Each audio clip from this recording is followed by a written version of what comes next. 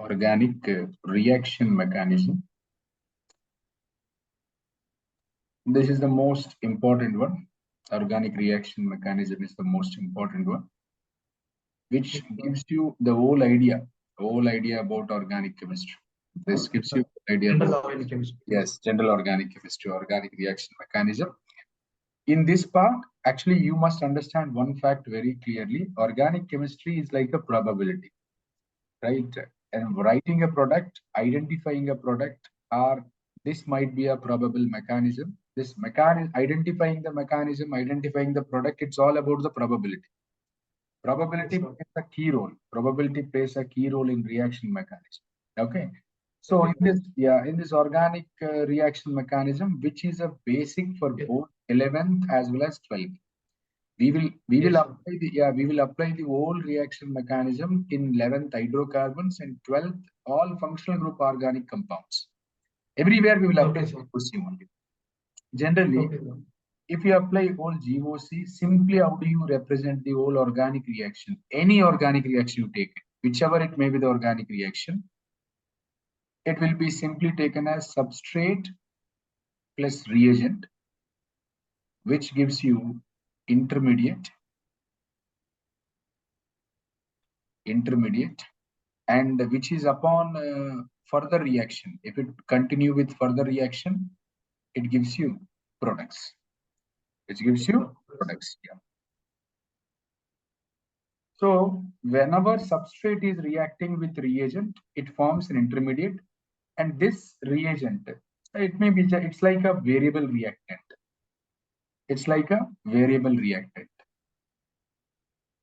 Whereas a substrate is always fixed, substrate is always fixed. So this is all overall one organic reaction can be represented in such a way that substrate is reacting with reagent and it is giving intermediate, which is upon further intermediates are generally unstable. So immediately they will convert into products, right? So fixed reactant means that reactant may be an alkane, it may be an alkene, it may be an alkyne, it may be alloalkane, alcohol, phenol, ether, anything can be. But this reagent, when we talk about it, this reagent is of, we have three types of reagents.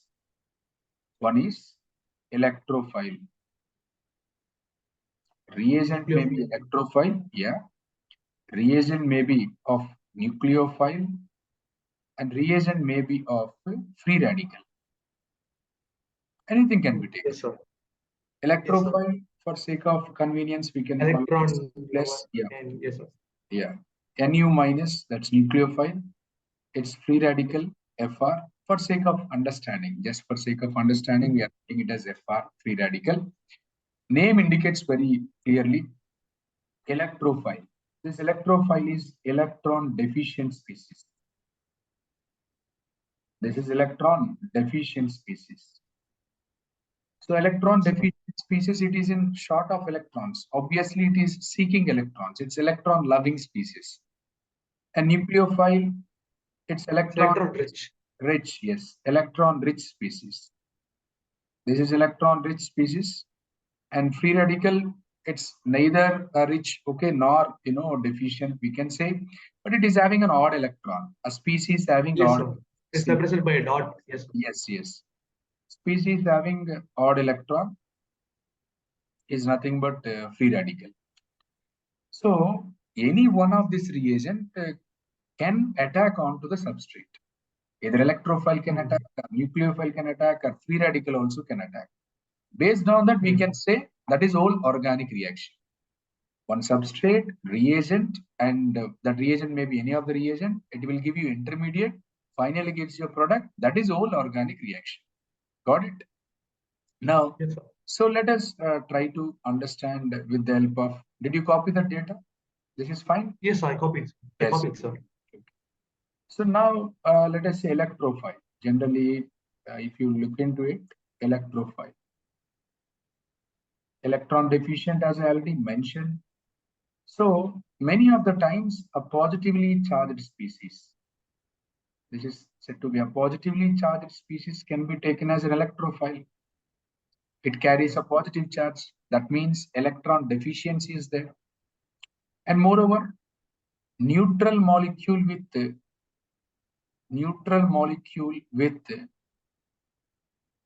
vacant orbital. Neutral molecule with vacant orbital also can be taken as electrophile.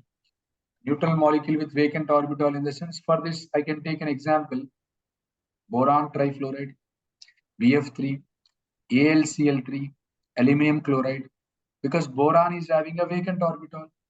And generally, all Lewis acids, electrophiles are simply considered as Lewis acids.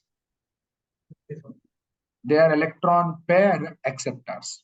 Electron pair acceptor can accept the pair of electrons. Yes. BF3, AlCl3 can be taken, and positively charged species. Let me write it over here. You can take CH3 plus, carbon with positive charge, C2H5 plus, here also carbon with positive charge, and CH3 taken twice, here also carbon with positive charge. All of these are positively charged species only. Some other neutral molecules like BeCl2, neutral molecules, SnCl2, FeCl3, any of this can be taken as an example of, Lewis acid as well as electrophile. All of these are examples of Lewis acids as well as electrophiles can be taken. Yes, sir. And One when second, sir, just checking. Yeah. Two or three years. Now, when it comes to another reagent, what we have, nucleophile, we will be representing it as Nu minus, right? It's electron rich species. So generally we can say negatively charged species. This is called negatively charged species. And this negatively charged species, in the sense, there are many examples, plenty of examples of nucleophiles like Cn minus, OH minus, Cl minus, Br minus, I minus, all of them can be taken as a nucleophile. Cyanide, hydroxide, chloride, bromide, iodide, all of them, even neutral molecules also. Neutral molecules must carry lone pair of electrons. Neutral molecules with lone pair of electrons can behave as nucleophiles. Like example, water is the best example. Ammonia, this is the best example. And let me write it over here, this data. Yeah. RNH2, amine, nitrogen is having lone pair. And RNHR, here also nitrogen is having lone pair, right? So that is nothing but a primary amine, secondary amine, like that you can take it. And similarly, R3N, it is also an example of a nucleophile. But if you observe it, all of these nucleophiles can behave as Lewis bases. Yes, sir. We can behave as Lewis bases generally. Donors, electron pair donors. Electron pair donors are acting as Lewis bases, and electron pair acceptors are behaving as Lewis acids. All electrophiles are Lewis acids and nucleophiles are Lewis bases. Yes. When it comes one to second, sir. carry on. I'll keep it here only, not an issue. Just, third one. Just let me finish it and then I'll give you some time after free radical. Okay, sir. No problem. No problem. Just remember a shortcut for free radical. You have to remember a shortcut called HELP. Right? What does it mean? HELP, in the sense, H stands for heat, E stands for electricity, L stands for light, P stands for peroxide. So what does it mean? Under these conditions only, a free radical can be generated, either in the presence of heat, or in the presence of light, or in the presence of electricity, or in the presence of peroxide. Under these four conditions only, free radical can be generated. Generally, light means, like I can represent it like this. It's called sunlight, H nu, energy, right? So peroxide means generally any organic peroxide. If I take it, it generates the free radical. Okay, right? So free radical, how do you represent it? Molecule, a species with odd electron, as I already mentioned. Species with odd electron, as I already mentioned. So example, like CH3 radical, like this, a dot. C2H5 radical, it's a dot, like this. And fluorine radical, bromine radical, any of them can be taken. Iodine radical, like that, right? So radical, it's an odd electron molecule and it is paramagnetic in nature. Moreover, its magnetic nature is para. Because one unpaired electron is there. Unpaired electron is there in the sense, obviously, its magnetic nature is paramagnetic. Okay? Note it down. Sir, Now let us talk about bond breaking, like, bond fission. Bond fission, it's nothing but it's breaking of bond. But breaking of bond can be done in two ways. Generally, breaking of bond can be done in two ways. One is homolytic fission, and the one is heterolytic fission. Homolytic and heterolytic fission.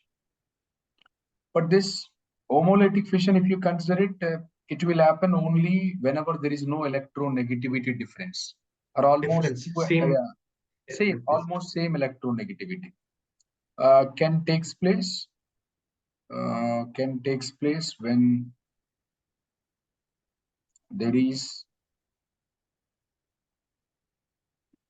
no electronegativity difference.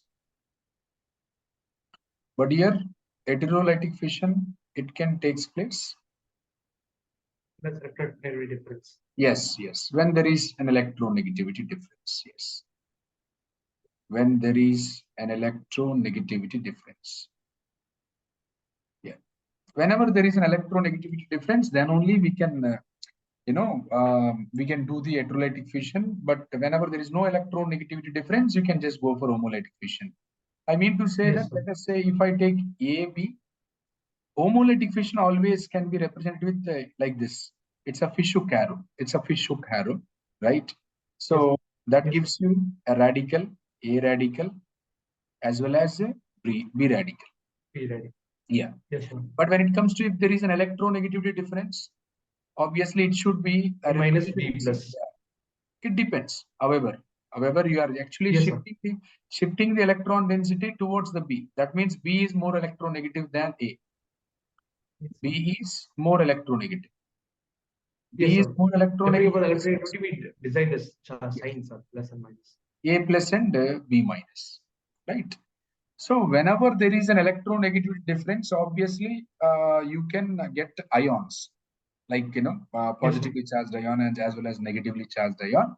That means if that positive charge is on carbon, it is said to be carbocation. And if that negative charge is on carbon, it is carbanion, right?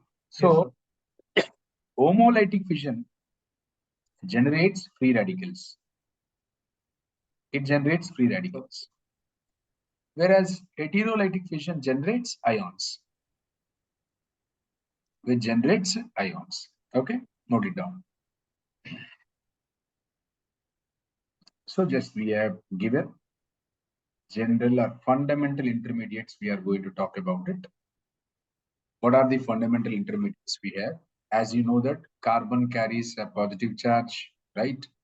That is carbocation. Yes, sir. Carbocation. Carbocation means carbon with positive charge.